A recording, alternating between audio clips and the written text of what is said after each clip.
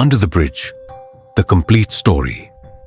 In 1997, under Craigflower Bridge, 14-year-old Rena Work's life ended violently. 8 teenagers, one horrific crime. What turns ordinary teens into killers?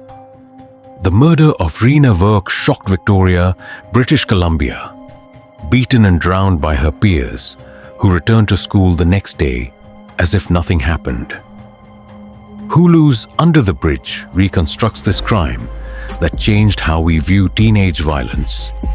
Today, I'm taking you deep into this disturbing case, revealing details too dark for television and the psychological puzzle that still confounds experts decades later.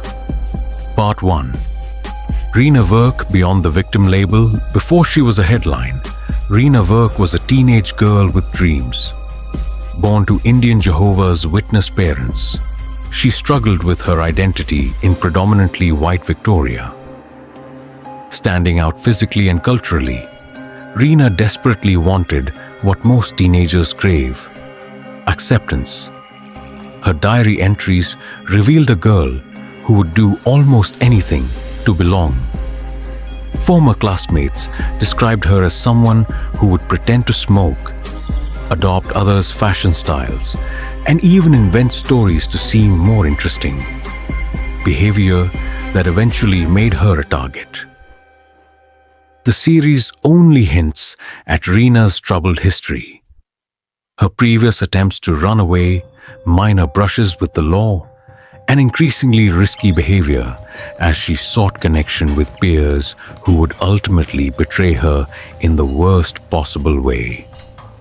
What the Hulu series captures brilliantly is the universal teenage desperation to fit in, pushed to its most devastating extreme.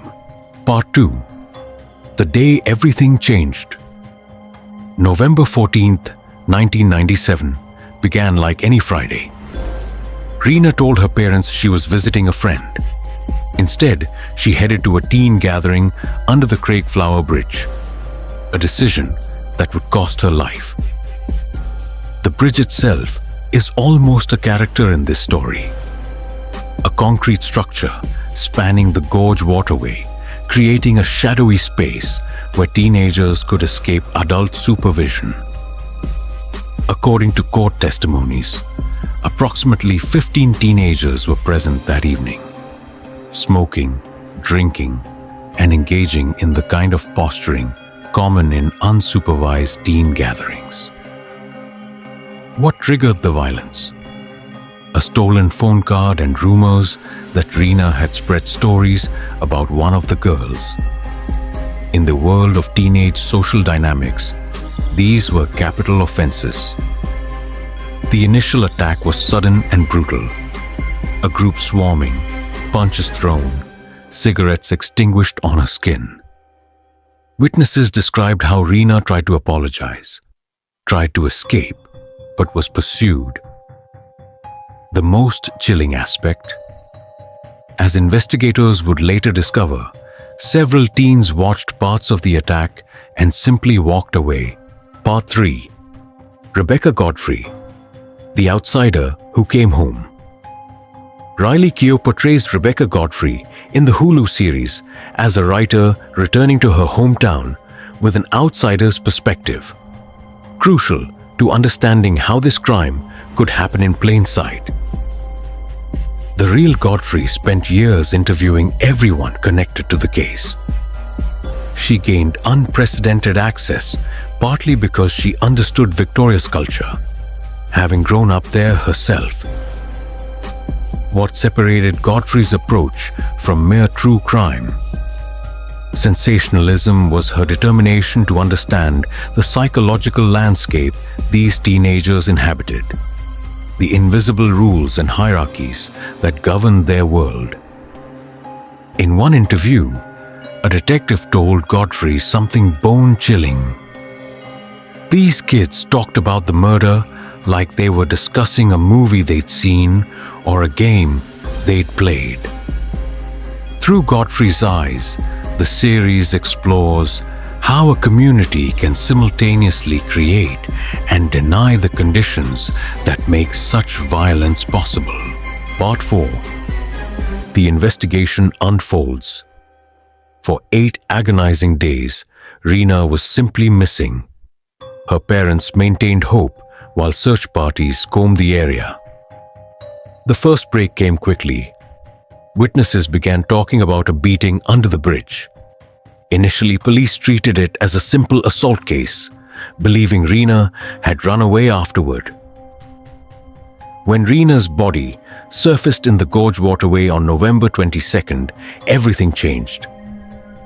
The evidence of severe blunt force trauma and drowning pointed to murder.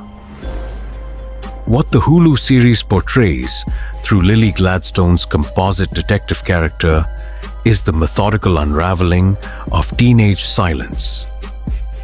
As one real investigator put it, breaking through the code of silence was like peeling an onion, painful, layer by layer. The investigation revealed something profoundly disturbing. Many teens knew pieces of what happened, but maintained a collective silence. Some out of fear, others out of a disturbing indifference. Part 5. The primary attackers.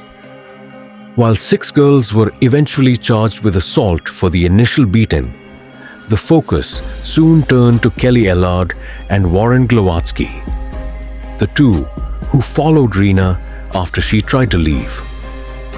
Kelly Ellard, portrayed with chilling precision in the series, was described by classmates as popular and intimidating.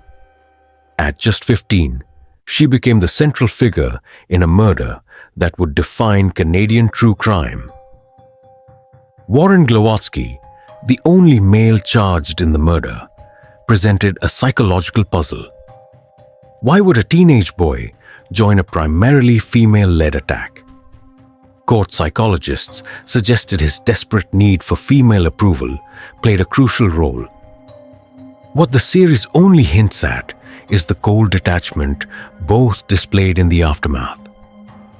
According to witness testimonies, Ellard boasted about the attack, while Glowatsky seemed more concerned about getting his clothes clean. The evidence was damning. Witnesses placed them with Reena by the water. Forensic evidence linked them to the scene, and eventually, their stories began to contradict each other. Part 6. The trials that shocked Canada.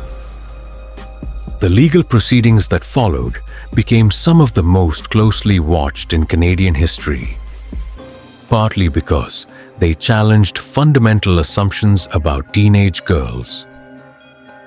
The 6 girls involved in the initial assault received sentences ranging from 60 days to 1 year.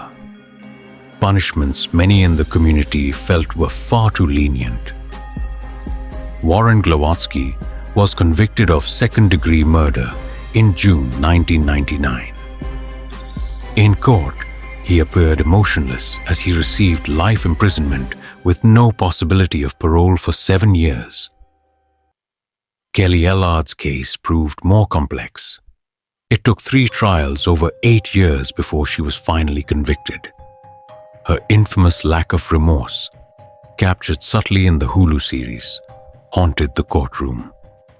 What many viewers of the series might not realize is that Ellard, now known as Kerry Sim, was granted day parole in 2017 and has since had a child while serving her sentence. Developments that reignited debate about rehabilitation and justice. Part 7. Beyond the series, the lasting impact. The murder under Craig Flower Bridge fundamentally changed how we understand teenage violence, particularly among girls. The case sparked national anti-bullying programs across Canada, including early intervention protocols for schools that continue today. For the Virk family, the pain continued beyond the trials. Reena's father, Manjit Virk, became an anti-bullying advocate, speaking at schools across the country about the daughter he lost. Perhaps most remarkable was the journey of Warren Glowatsky, who participated in restorative justice meetings with Rena's parents. In an extraordinary moment of grace, Manjit Virk eventually publicly forgave Glowatsky, a moment too profound for even the series to fully capture. Kelly Ellard's path proved different. For years, she denied full responsibility, only acknowledging her role during parole hearings much later, raising questions about genuine remorse versus strategic admission. Part 8. The psychological mystery at the core. 25 years later, psychologists still study this case to understand what allowed ordinary teenagers to cross such a fundamental moral line. The phenomenon of de-individuation, losing personal identity in a group, partly explains how the initial attack escalated. As one psychologist explained, in that moment, they weren't individuals making choices. They were a collective swept up in violence. More disturbing is what experts call moral disengagement, the ability to commit harmful acts by convincing yourself the victim deserves it. Court records show the attackers had labeled Rena as an outsider who needed to be taught a lesson. The series brilliantly shows how teenage social hierarchies create perfect conditions for this kind of violence.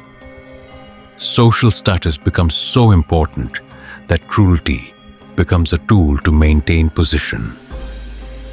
Most chilling is what wasn't shown on screen, how quickly the teenagers returned to normal life.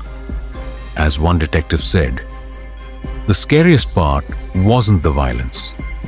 It was how easily they compartmentalized it afterward.